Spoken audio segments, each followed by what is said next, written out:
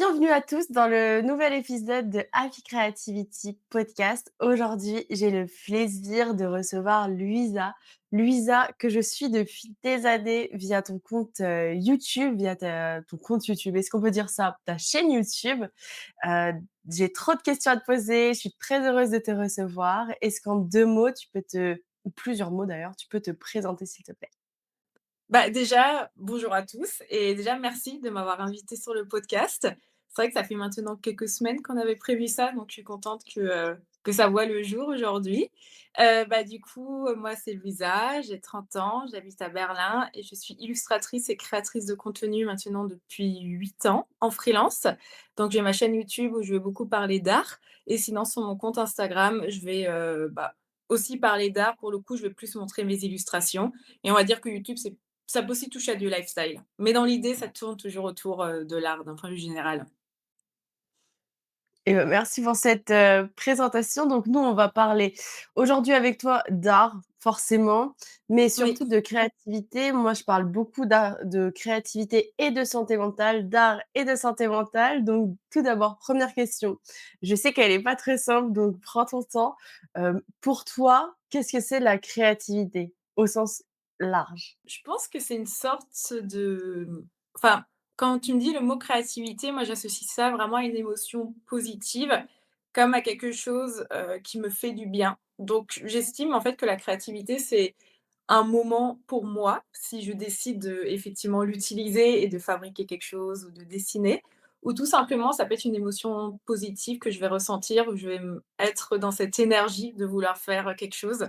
Ouais, je pense que le mot énergie est bien. C'est plus une sorte d'énergie, je sens que j'ai envie de faire quelque chose et par exemple, les journées où je me sens créative, même si au final je dessine pas ou je fais rien, il y a juste quelque chose en moi où je me dis: «Aujourd'hui, j'ai envie d'accomplir des choses et je suis de bonne humeur». En tout cas, c'est comme ça que moi je vis la créativité. Waouh! Ça a l'air du coup, dit comme ça a l'air vraiment chouette. Comme une énergie, je la vois plein de couleurs qui te portent, dans la vie. Bah, sur le papier, oui, c'est très chouette. Après, il y a des journées où lorsque tu crées, finalement, ta créativité n'est pas à la hauteur de ce que tu voulais faire, enfin plutôt dans l'autre sens, ce que tu as fait n'était pas à la hauteur de la créativité. Ça peut être un peu plus compliqué, mais dans l'idée, ouais, je pense que c'est quelque chose qui est quand même assez positif. Et c'est ça que j'aime beaucoup, du coup, pour tous ceux qui te connaîtraient pas, j'aime bien parce que tu parles beaucoup, des hauts, des bas aussi, tant dans ta vie d'artiste, tant aussi, de la créativité et tu mets le doigt sur, c'est vrai que des fois on peut avoir de la frustration, que ce soit artistiquement parlant ou dans notre vie. Par exemple, je vais me donner un exemple tout bête, tu as une idée de cuisiner un plat et en fait, toi, tu es pas à la hauteur de ton idée, c'est assez frustrant. Et c'est vrai que je trouve que tu retransmets, bien, à travers tes vidéos, ton compte Insta et cetera, que c'est pas non plus tout beau, tout rose, constamment, tout le temps. Et du coup, j'ai une question qui me vient avant que je te pose la Mmh. prochaine question. Depuis combien de temps tu es sur, les réseaux? Alors la toute première fois que j'ai commencé à publier mes illustrations, c'était en 2009. Donc ça date déjà et sinon à partir du moment où j'ai vraiment commencé à avoir mon s enfin pas mon statut, enfin je veux dire mon pseudonyme Ectomorph, ça va faire 10 ans maintenant à peu près et ma première chaîne YouTube, je sais que je l'avais faite en 2014 et c'est là où j'ai commencé à publier et ouais, officiellement, on va dire à partir du moment où j'ai vraiment commencé à publier de l'art et faire ce que je fais à l'heure actuelle, ça va faire, 10 ans. Mais sinon, bien avant ça, au collège, je publiais déjà et c'était sur DeviantArt qui, je ne sais pas, existe encore. C'était sur, j'avais créé mon propre site internet aussi, je pense que je devais avoir, 2 visiteurs par mois et ouais, c'est comme et sur Facebook, évidemment sur Facebook, on a tous et toutes débuté sur Facebook. Mais j'adore!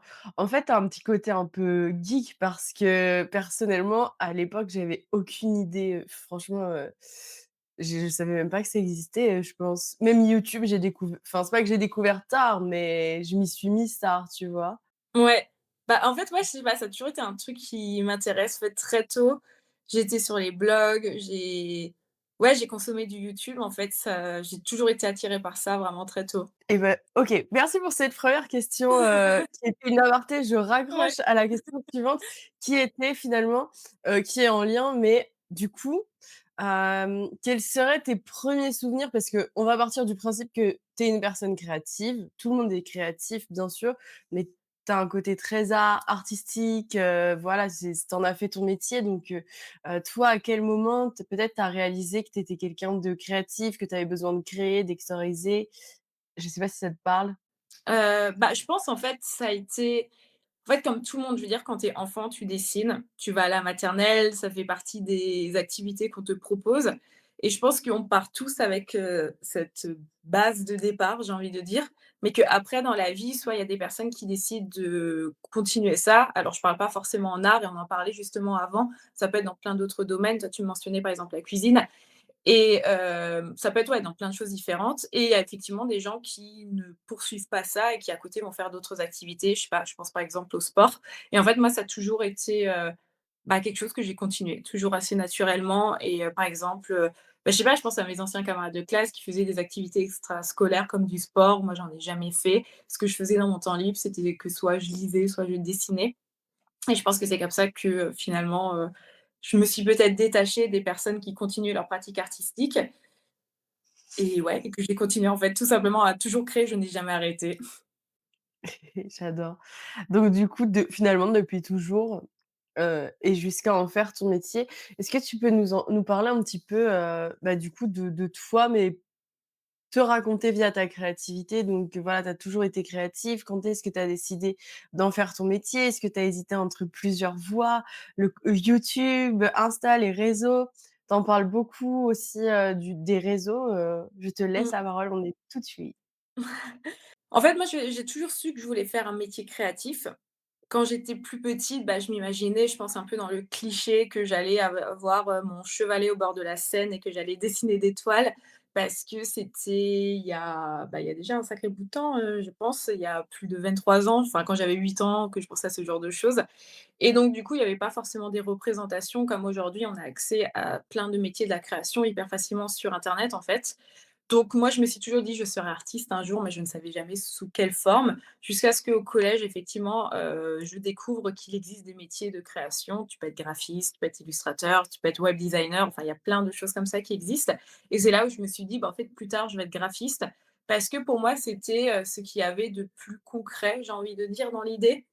C'était plus concret en soi que, être là avec mon béret au bord de la Seine et peindre des toiles dans l'idée. Donc je me suis dit: «OK, je serai graphiste, je ferai des études par rapport à ça». J'ai fait, mon année, enfin mes 3 ans d'études que j'ai pas particulièrement apprécié. J'ai adoré être étudiante, j'ai adoré vivre à Strasbourg, j'ai adoré toute cette période et même aller à la fac, c'était vraiment très chouette.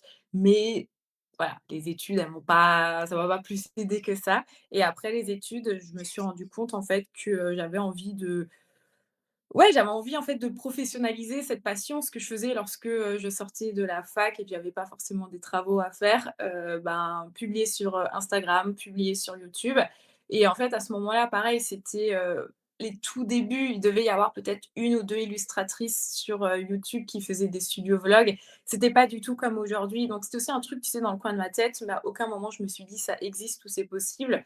Et en fait, bah, après ça, j'ai un peu enfin, je suis passée un peu par, différents moments de vie. J'ai fait de l'intérim, je suis partie à l'étranger, jusqu'à ce que je me suis dit: «Bah, en fait, finalement, peut-être que ça peut quand même exister», parce que ça commençait à ce moment-là de plus en plus à se développer et étant donné que j'ai eu des représentations, c'est là que je me suis dit: «Bah, j'essaye de me lancer» et j'ai commencé à me lancer du coup enfin, vraiment à temps plein en 2018 et c'est comme ça, en fait, que j'ai développé notamment mes réseaux sociaux et mes différentes sources de revenus autour de la création qui sont, bah, autant, les réseaux sociaux, donc tout ce qui va être l'influence, les partenariats, ce genre de choses, que toute la partie plus illustrative, comme le fait d'avoir une boutique en ligne, comme, le fait d'avoir des commandes clients et ouais, en fait, ça s'est pas fait du jour au lendemain parce que, bah, c'est pas évident, d'arriver dans un milieu où c'est tout nouveau. Même encore aujourd'hui, par exemple, le fait d'être illustratrice et faire de l'influence, certes, ça se développe, mais ça reste quand même assez nouveau.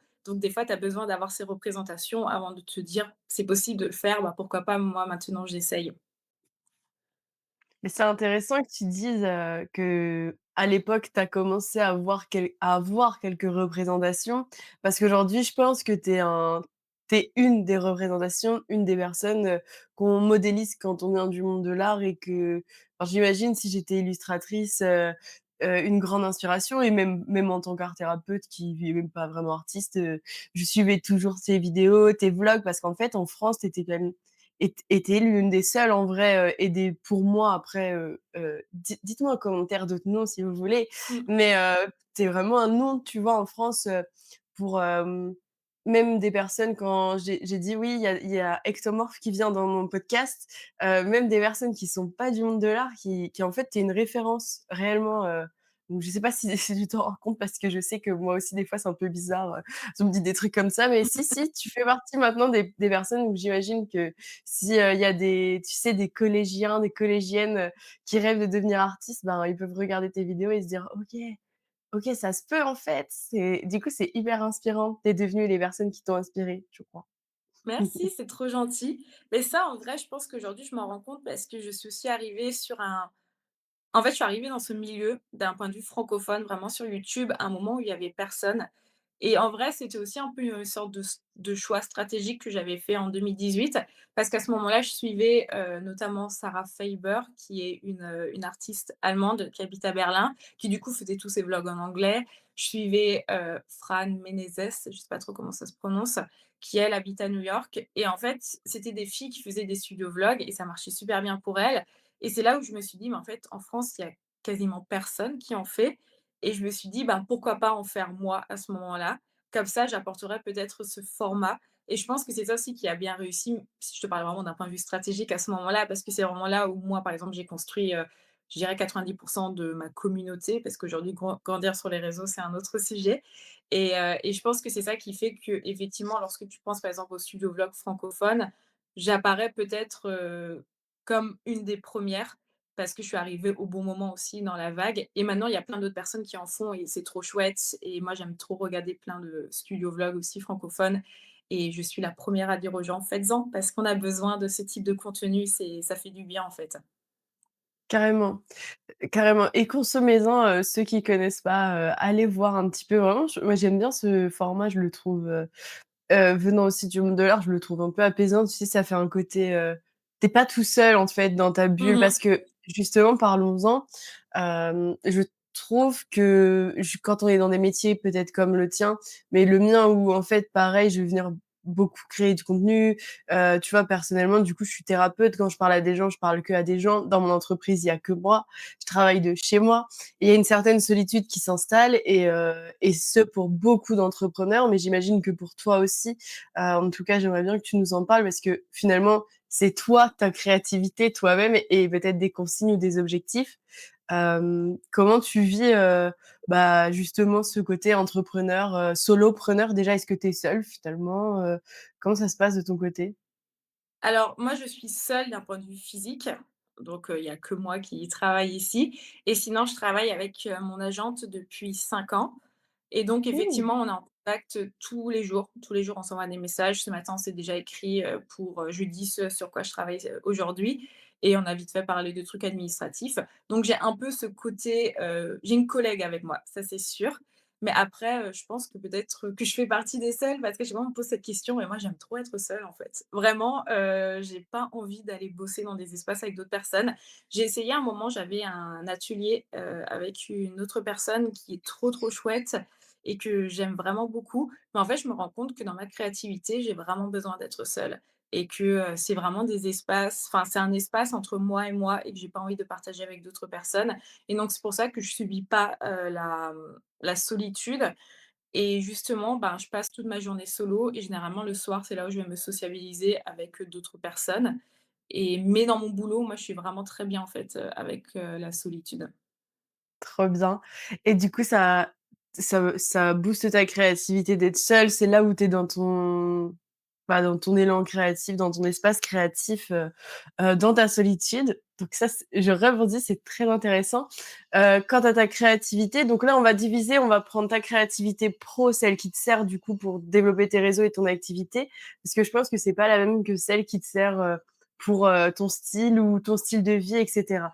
Donc d'un point de vue professionnel, ta créativité du coup, donc a priori, tu aimes bien être seule pour créer, mais est-ce que tu as des rituels, un espace à toi, quelque chose, que tu plein de petits éléments qui peut-être t'aident ou tu y vas Ah, peu importe, au hasard, tu fais comment, en fait?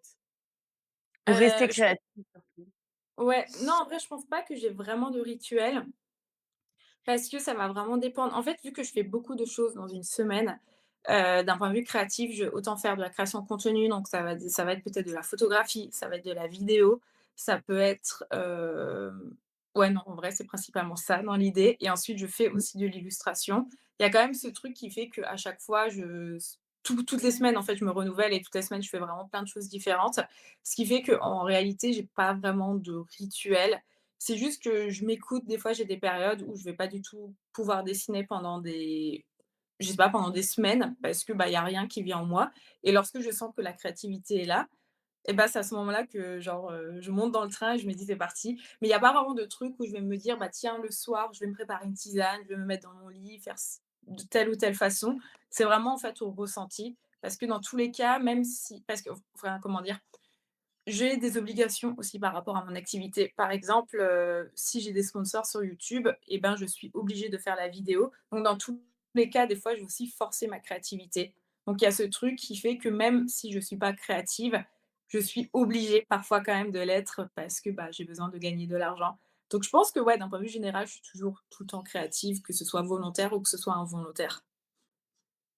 OK, et ça t'arrive que, justement tu perdes un petit peu, ta créativité, je sais pas, tu un sponsor sur une vidéo et puis pourquoi aujourd'hui t'as pas envie, ça t'arrive ou tu toujours vraiment en fait, un flux de créativité infini? Non, en vrai, ça m'arrive, souvent. Ça m'arrive surtout pour l'illustration. Je pense que j'ai beaucoup plus de mal, avec l'illustration que, par exemple, la création de contenu parce que je suis plus à l'aise avec ça, je dirais. En fait, je trouve ça beaucoup plus simple en soi. Je sais pas comment expliquer. Peut-être que l'illustration, je trouve ça quelque chose de plus intime et peut-être que j'ai aussi beaucoup plus d'exigences sur le résultat final. Donc en vrai, l'illustration, j'ai des fois des périodes vraiment où je dessine pas du tout. Mais la création de contenu dans l'idée, je pense que j'arrive toujours plus ou moins à être créative et j'ai plus d'aisance aussi au niveau du montage. Ce qui fait que oui, ça peut m'arriver d'être moins créative, mais ça reste quand même très rare comparé à l'illustration où là vraiment je peux avoir des périodes où c'est le blocage, total. OK, parce qu'en fait l'illustration, tu vas avoir des clients ou pas du tout? L'illustration, c'est toi, pour toi, avec toi et ensuite tu vends, tes œuvres? Ouais, non, j'ai quasiment plus de clients là depuis, 2-3 ans, un truc du genre. Donc maintenant, c'est principalement pour, la boutique en ligne ou pour des projets personnels tout simplement que, je mets sur, Insta ou que je filme pour pouvoir montrer sur YouTube comment est-ce que je dessine. Est-ce que tu aurais, un conseil, justement à des personnes qui voudraient, parce que là tu vois, tu as dit projet personnel, donc toi effectivement c'est ton métier, donc forcément il y a de la visibilité, tu essaies aussi d'en vendre, donc je pense que ça influence quelque part. Mais, dans le projet personnel, en fait, moi j'aime bien, tu vois, avec, l'art thérapie en ce moment-là, j'adore dire, dessiner juste 3 minutes par jour. J'en ai n'importe quoi, tu vois? Là, je vois, en face de moi, j'ai un canapé, vas-y, je dessine le canapé et en fait, juste 3 minutes comme une méditation, et ça peut être un projet mais c'est dur d'avoir un projet personnel. Alors, personnellement, je l'entends quand tu tu sais, tu pas pas forcément les bonnes compétences ou ce que tu fais, en vrai, on va pas se mentir, des fois, c'est moche. Enfin, quand tu sais pas dessiner, c'est pas forcément beau et c'est pas forcément agréable, ce que je peux entendre. Mais néanmoins, je pense que d'avoir des petits projets personnels, un petit projet photo, un truc, n'importe quoi, tu vois? Je pense que c'est hyper bon pour la santé mentale parce que ça te permet de gagner en confiance en toi. Comme tu me disais en off, quand tu vas au bout d'un projet créatif, tu es content de l'avoir fait, en fait. Peu Oui. importe, le résultat, tu es content. Est-ce que tu aurais des tips, tu vois, ou des idées, toi, qui du coup a des projets personnels pour de vrai, à donner à des personnes qui osent pas se lancer ou qui osent pas se relancer ou que sais-je? Moi, je pense, c'est un truc que j'ai très souvent, c'est juste d'être curieux et curieuse. En fait, tu es pas obligé de dessiner. Tu peux, bah, franchement, la cuisine, moi, j'adore cuisiner, par exemple, on y revient plusieurs fois dans ce podcast. Tu peux te faire un bon repas suivant une recette, tu peux faire de l'argile autodurcissante, tu peux faire du collage. En fait, c'est pas forcément faire de l'art, au sens premier où on s'imagine dessiner. On peut être créatif et créative de tellement de façons différentes. Et moi, c'est ça que je dirais, en fait, c'est vraiment d'être curieux et de nourrir sa créativité, complètement différemment et puis même des fois, ça peut aussi être dans des activités qui sont pas du tout créatives de base. Ça peut être, juste aller se promener, aller faire une séance de sport avec des amis. Enfin, c'est tout bête, hein, mais c'est des choses qui font que tu vas interagir avec des éléments autour de toi, tu vas interagir avec des humains autour de toi et en fait, ça va pouvoir nourrir cette énergie en toi. Mais je pense que la pire des choses effectivement que tu puisses faire si tu es dans un blocage créatif, par exemple d'un point de vue illustration, c'est de te mettre en face de ta feuille et te dire: «Maintenant je dessine» et juste tu peux te sentir bloqué et justement peut-être aller, ben, d'abord par des choses beaucoup plus simples pour que après effectivement comme tu dises, tu puisses, lâcher prise et te dire: «Bon maintenant je dessine 5 minutes tous les jours». Parce que quand tu es bloqué, vraiment tu es bloqué et c'est trop bête, hein, mais c'est vraiment des choses qu'on se met dans le cerveau en mode: «On n'y arrivera pas», alors qu'en soi, on peut y arriver, mais il faut juste réussir à passer ce blocage. Carrément. C'est vrai que des fois, là, je bah, non, vous le saurez plus tard, mais cette année, il y a un truc qui me demande de la créativité et il y a des moments où genre, j'ai l'impression que, tu vois, mon cerveau, mais c'est trop bizarre une sensation, je sais pas si ça va te parler, je sais pas s'il y a que moi d'ailleurs, je suis curieuse, mais tu vois, quand je force ma créativité ou vraiment par A plus B, c'est maintenant, tu vois, tu as une deadline, tu dois faire une Mmh. illustration, tu as pas le choix. J'ai l'impression de serrer mon cerveau, enfin vraiment j'ai une sensation dans la tête quoi, d'un truc qui s'essore et c'est vrai que la pire des idées, c'est de, même si en fait c'est contre-intuitif, hein, parce que si tu es censé être devant ta feuille, tu es censé être devant ta feuille. Néanmoins, la Ouais. pire des idées quand ton cerveau là, il est étiré comme dirait une serviette, tu vois, que tu essores. Le mieux, c'est peut-être d'aller boire un café ou d'aller se balader dans un parc et de faire autre chose, quoi, parce que sinon c'est vraiment désagréable comme sensation. Je sais pas si ça te parle? Vraiment, j'ai l'impression, ça te serre le cerveau. Ouais, non, moi, c'est surtout, la sensation après. Tu sais, tu crées un truc, tu es pas satisfaite et tu dis: «Mais en fait, je suis trop nulle» et vu que tu es frustrée, tu te dis: «Bon, bah, vas-y, je vais recommencer» et c'est encore pire. Alors que, bah, comme tu dis, des fois, faut juste en fait, ça finit toujours par revenir et moi, c'est ce que je me dis à chaque fois et donc au final, tu te prends une journée, voire 2 journées de pause. Hors deadline, bien évidemment et finalement, il y a ce moment où ça revient et c'est hyper fluide et tu te dis: «Mais en fait, pourquoi je me suis prise la tête autant? Fallait juste que j'attende parce que mon cerveau m'a dit: "Bah, j'ai besoin de pause"» et ça, c'est un truc aussi que je dis très souvent sur ma chaîne YouTube. Moi, je dis vraiment, en fait, le cerveau, c'est comme un muscle lorsque tu fais du sport. Tu peux avoir des courbatures et ton corps va te dire: «Écoute, là, maintenant, j'ai besoin d'un jour de repos» et ce que tu fais généralement, je sais pas si, par exemple, tu vas en salle de sport, bah, tu vas faire ta pause parce que c'est logique et on aura tendance à écouter son corps parce qu'on a des vrais signaux physiques et le cerveau, on l'écoute pas. Tu sais, ton cerveau, il va te dire: «J'ai aussi besoin de ma petite pause» et tu es en mode: «Non, on va continuer, on va continuer, on va continuer» et forcément, bah, dans la vie réelle, tu te blesses si c'est le sport et dans, ta santé mentale, tu te blesses parce que finalement, tu réalises que tu n'arrives pas à créer, que tu es trop nul et que tu vas dans ce cercle qui est infernal. Mmh. Et ça me fait penser, aux réseaux sociaux justement, parce que tu en avais parlé plusieurs fois et c'est vrai que, bah, pour ceux qui sont sur les réseaux sociaux, ça va vous parler et les autres, bah, sachez-le. En fait, des fois, quand on se perd dans les réseaux sociaux et qu'on est dans l'algo en vrai et qu'on veut du résultat, moi je trouve que ça peut aussi fortement abîmer la Oui. créativité. Un manque d'organisation par exemple où tu vois, j'accompagne des thérapeutes aussi à développer leur activité, donc il y en a qui sont sur les réseaux sociaux et au début, ils vont tous faire au jour le jour. Mais si tu crées ton contenu au jour le jour, et franchement, tu vas finir par péter un plomb, en fait, parce que tu utilises déjà beaucoup trop de temps et aussi beaucoup trop tu tires trop sur la corde de la créativité. Effectivement, je pense qu'il y a besoin de pause et je trouve vraiment que les réseaux sociaux, c'est un bon exemple, c'est comme une roue qui continue d'avancer et si tu fais une pause, elle avance quand même. Donc au début, c'est pareil, contre-intuitif, mais en fait, quand tu prends une semaine ou un mois de pause, l'été ou quand vous voulez, quoi, en fait, là, tu reviens avec plein d'idées que tu Mmh. pourrais avoir essorées toute l'année. Du coup, toi, tu en penses quoi? Bah, oui, moi, je pense et puis surtout, je trouve aussi que les réseaux sociaux alors, il y a peut-être plein de gens qui ne seront pas d'accord avec moi et puis c'est différent parce que moi, j'ai un compte qui est quand même bien suivi. Mais moi, je réalise que quand je fais des pauses, il y a pas grand-chose, en fait, qui se passe. Il y a pas, des milliers de personnes qui vont se désabonner du jour au lendemain. Au contraire, c'est limite quand tu publies que les gens se désabonnent parce qu'ils sont au courant de quitter, ils se disent: «Ah oui, c'est vrai, je me suis abonné à cette personne, bah, voilà, aujourd'hui, ça a plus de sens». Mais enfin, moi, je sais que les périodes où je publie pas, il y a pas grand-chose de plus qui se passe, tu vois? Donc c'est ça aussi que j'ai envie de dire aux gens. En fait, vous avez droit effectivement d'avoir des périodes où vous ne créez pas pour les réseaux sociaux et justement où vous vous ressourcez et après comme ça vous pouvez venir, bah, comme tu dis avec des meilleures idées en fait. Complètement et je suis d'accord avec toi. Je pense qu'au début, il faut effectivement être régulier. Je crois Oui, qu'il y a ça pas c'est trop sûr. de secrets sur ça.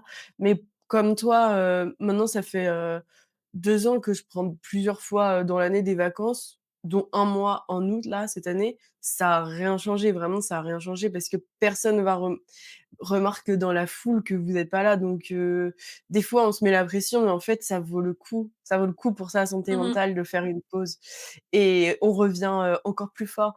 Aussi petit tips que tant que j'y pense, on peut aussi réutiliser du vieux contenu et pas Oui. toujours obligé de moi je sais que là, tu vois, on est en décembre, quand on enregistre ce podcast du coup. En décembre, je réutilise, le contenu de l'année dernière. Il y a des trucs qui m c'est la même chose, c'est toujours Noël, c'est toujours, une situation un peu anxiogène, pardon. On peut. Donc voilà. Petit, attention à votre santé mentale, les créateurs, les artistes et ceux qui sont sur les réseaux sociaux, on a le droit de faire des pauses. Comme tu dis, le la créativité, c'est comme un muscle, je le dis aussi souvent, elle a besoin enfin, on a besoin de le nourrir, mais aussi, tu as raison, de pause. Ça, il faut que je le dise plus souvent. Ce qui me permet de rebondir sur ta créativité en dehors donc on est à fond sur la cuisine, hein, on a compris. Moi aussi, je trouve que ça marche trop bien la créativité, puis c'est trop bien de manger, donc on adore. Mais j'aime bien parler de vie créative, en fait. C'est un mode de vie créatif et il y a plein de situations, il y a plein de vies qui parfois manquent de créativité pour X ou Y raison. Non, moi, je pense que toi, tu as une vie en tout cas, tu as l'air d'avoir une vie créative rien que par ton métier, finalement. Donc une vie créative, c'est une vie qui nous ressemble et du coup, par exemple, j'ai remarqué que tu avais un style, bah, pas qui sort un petit peu de l'ordinaire. Alors peut-être que tu t'en rends compte, peut-être pas, mais pour moi, il est original. Hem Et tu pas la seule des gens que j'invite d'ailleurs. J'ai l'impression que c'est parce que c'est vrai que mes invités ont souvent un style que je trouve, différent. Donc voilà, donc toi dans ta vie perso ou enfin celle que tu veux nous dire bien sûr, heu, où est-ce que va ta créativité? Donc dans la cuisine, peut-être dans ton style, dans d'autres choses? Comment tu la nourris? Qu'est-ce que tu entends toi par vie créative? Je te donne le micro. Je prends le micro. En vrai, c'est une bonne question parce que c'est vrai qu'effectivement, on associe toujours la créativité, bah, purement, à l'art et c'est ça que j'aime bien aussi dans ce podcast, c'est que finalement, on réalise que ce n'est pas purement dans l'art.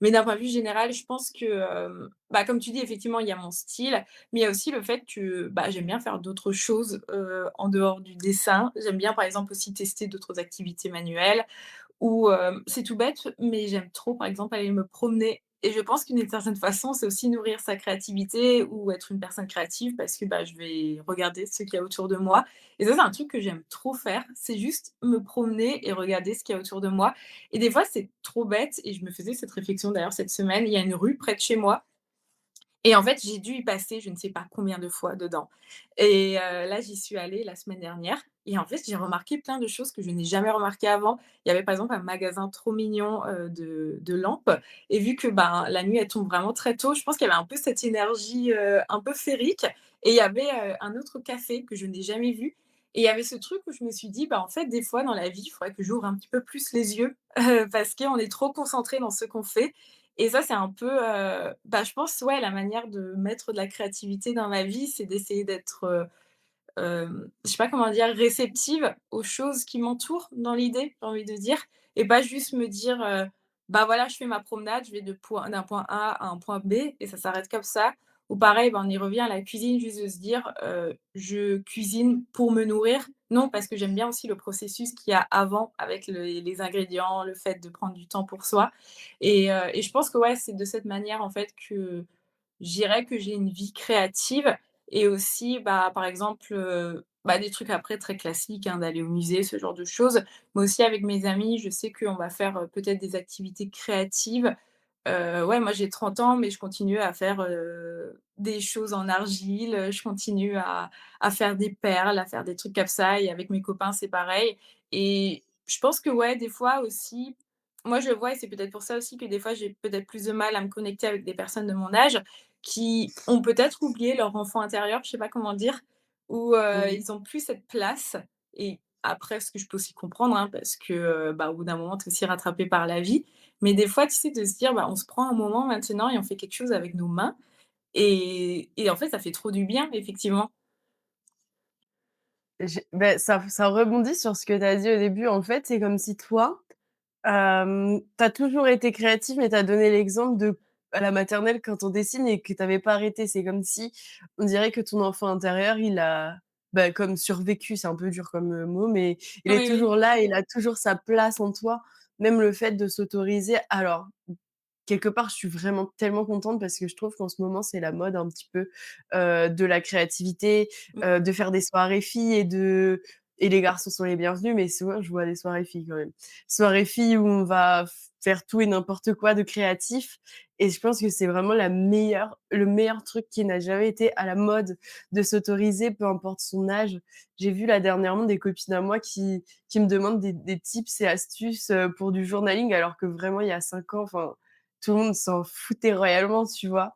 Donc c'est Oui, ouais, ouais. vraiment, trop bien. T J'ai l'impression que tout le monde aussi a besoin de se reconnecter et tu le terme est exact, hein, pour mettre ma casquette de thérapeute. C'est vraiment l'enfant intérieur bah, qui est là et qui prend plaisir à créer un truc sans attente, sans résultat, juste créer et c'est vraiment super bien. Donc tu as tout à fait raison, c'est ton enfant intérieur qui survit, qui est là. C'est trop bien.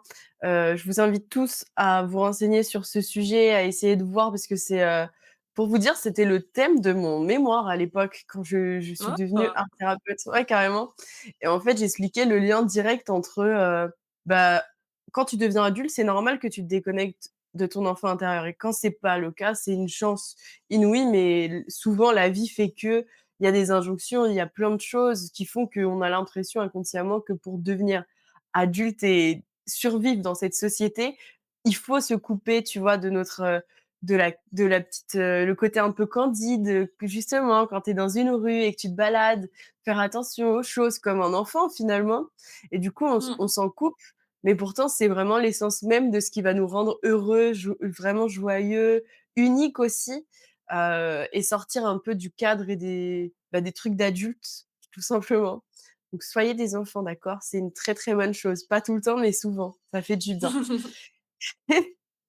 Et par rapport à donc cette rue, par rapport à l'enfant intérieur et cetera, c'est vrai que, donc là, toi, tu habites à Berlin, on est d'accord? Ouais. Est-ce que tu penses que cette ville ou le fait d'avoir, tu disais aussi précédemment que tu as voyagé, donc je sais pas, est-ce que ça t'a inspiré, justement dans une vie créative, il y a aussi l'idée de vivre une vie pour soi, tu vois? Hem, Tu vis une vie pour toi en étant devenu artiste et pas, en ayant continué, des travails, des jobs qui te correspondraient pas, par exemple. Tu as osé, tu vois? Mmh. Est-ce que tu penses que Berlin, ça t'influence ou ça t'a influencé? Est-ce que cette ville, elle joue par rapport à toi, qui tu es créativement, toi, perso, pas que dans ton taf? Bah, ça c'est sûr parce que c'est une ville que j'ai choisie, c'est une ville où je voulais vivre. Mais je pense que d'un point de vue général, juste vivre en ville, c'est quelque chose qui, moi, m'influence. En fait, depuis toute petite, j'ai toujours voulu vivre en ville. Moi, je viens de la campagne et ça me fait toujours rire parce que les gens, vachement, fantasment un petit peu sur la campagne et moi, dès que j'étais toute petite, j'étais en mode: «Le plus tôt possible, je pars de la campagne» parce que moi, je pense que j'ai adoré, hein, vraiment mon enfance en campagne et je dis pas le contraire, mais j'ai un petit peu suivi, je pense quand même, bah, il y a zéro commerce, tu es obligé de prendre la voiture pour faire tout. Franchement, il y avait pas grand-chose à faire, hein, dans l'idée et c'est sans doute très bien pour beaucoup de personnes, mais moi, très tôt, en fait, je me suis ennuyée. Je me suis dit: «J'ai plus tard, je vivrai dans un endroit où il y aura du monde, où j'aurai accès à la culture beaucoup plus facilement, où je serai peut-être pas dépendante des autres aussi» et c'est pour ça que j'ai été, très tôt attirée par, la ville et qu'aujourd'hui, effectivement, vivre à Berlin a cette influence parce que, bah, c'est le fait de vivre en ville et peut-être que ça serait le cas aussi si je vivais, peut-être dans une autre grande ville, effectivement. Donc je pense qu'avant même que ce soit Berlin, qui est une ville que j'adore parce que je l'ai choisie moi personnellement, je pense que c'est vraiment le fait d'être dans un espace où lorsque tu sors, tu vas avoir plein de personnes qui peuvent t'inspirer, les gens sont habillés différemment, tu peux facilement aller, bah, comme je te disais avant, dans un musée, il suffit juste que tu prennes ton vélo pour aller au musée. Tu as accès à cette culture, ça va vachement changer, ça va vachement bouger pardon. Moi, c'est tout bête, mais j'aime bien des fois juste aller dans un coffee shop et me prendre une petite boisson et pareil, observer les gens autour de moi, écouter les discussions et c'est des choses auxquelles personnellement avant j'avais pas accès, là où j'ai grandi et je pense que ouais, c'est vraiment ça qui fait que moi vraiment ça me nourrit en fait au quotidien.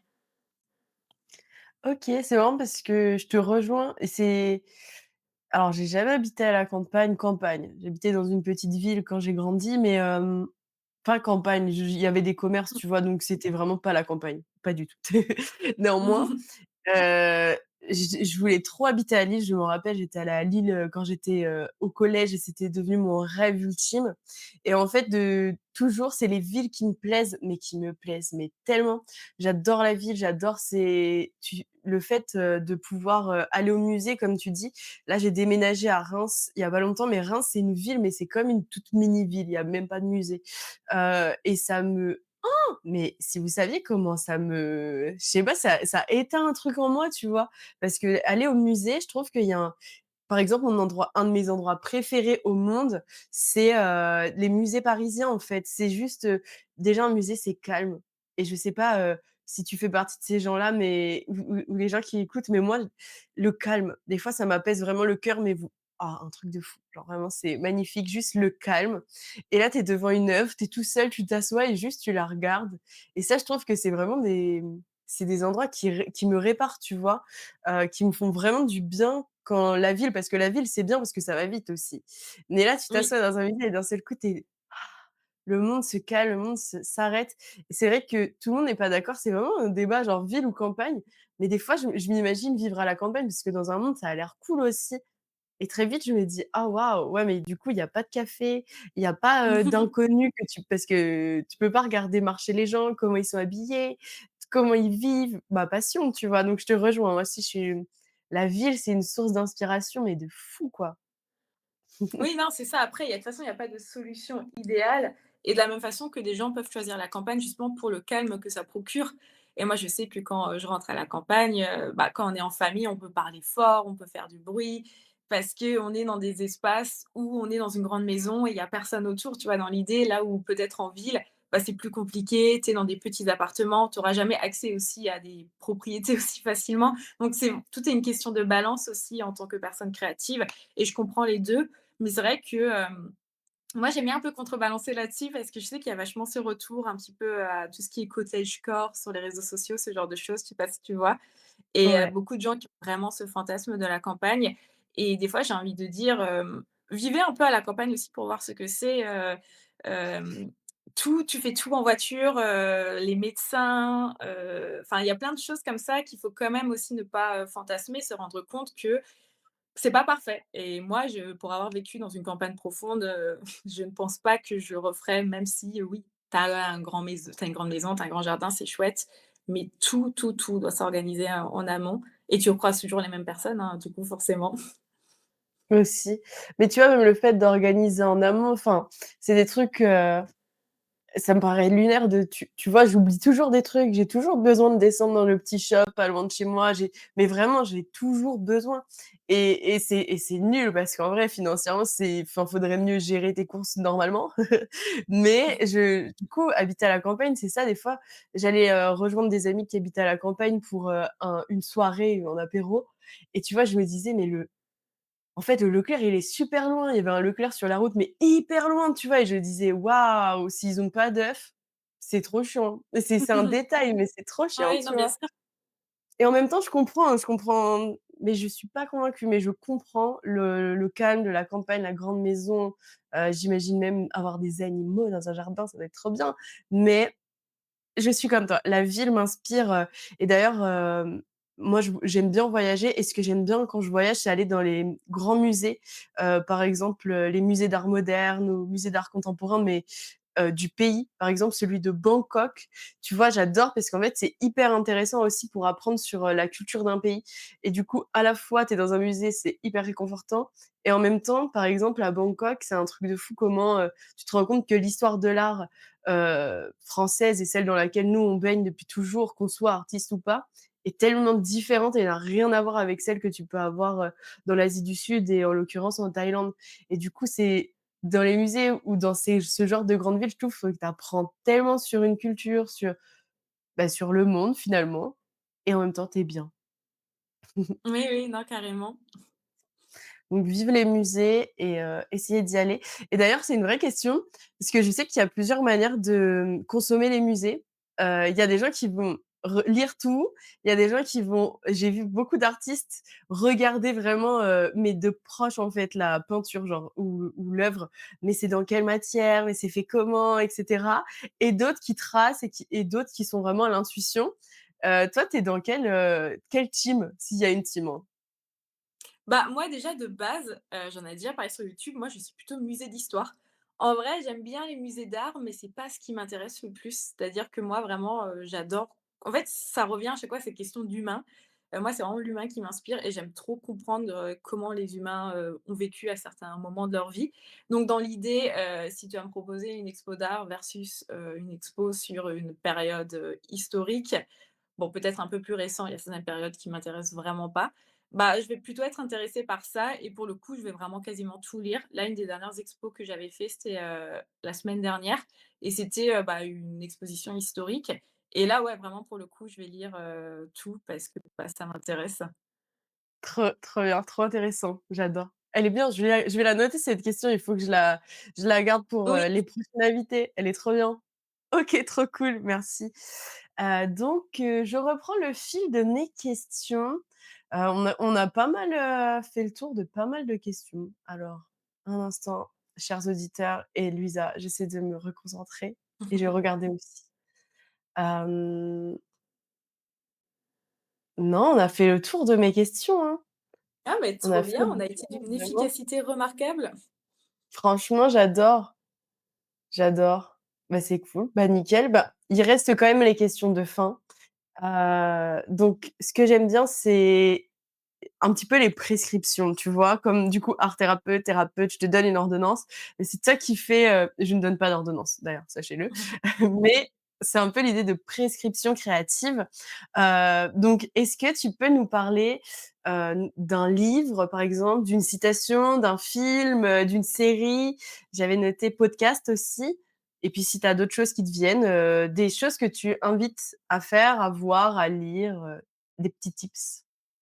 Bah, là, je pense que vu que je suis dans ma période vlogmas, je suis, essorée à ce niveau-là et que du coup, là, je pense pas que je suis capable, là, de donner comme ça des références culturelles.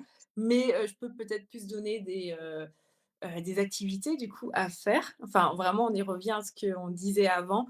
Honnêtement, essayez d'être curieux et curieuse et comme on disait, bah, reconnectez-vous à votre enfant intérieur et on n'est pas là enfin, faites ça vraiment pour vous-même et ne pensez pas aux gens autour de vous. Il y a pas de honte à, je sais pas moi, par exemple à 40 ans de se mettre à faire du coloriage ou ce genre de choses. C'est vraiment juste des constructions sociales même si, comme tu dis, ça revient vraiment à la mode, donc en soi, je pense pas qu'il y a de la «honte» à faire ça entre guillemets. Mais juste, ouais, prenez une activité manuelle et faites-la.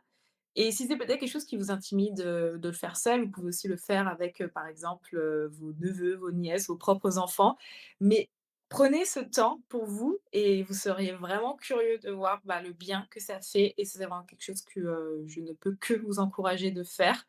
Parce que, en fait, ça fait trop du bien et après tu te sens trop fier de toi, déjà en plus d'avoir construit quelque chose toi-même et moi je sais que, par exemple, j'ai toujours évolué aussi dans ma famille, on a toujours fait des activités manuelles.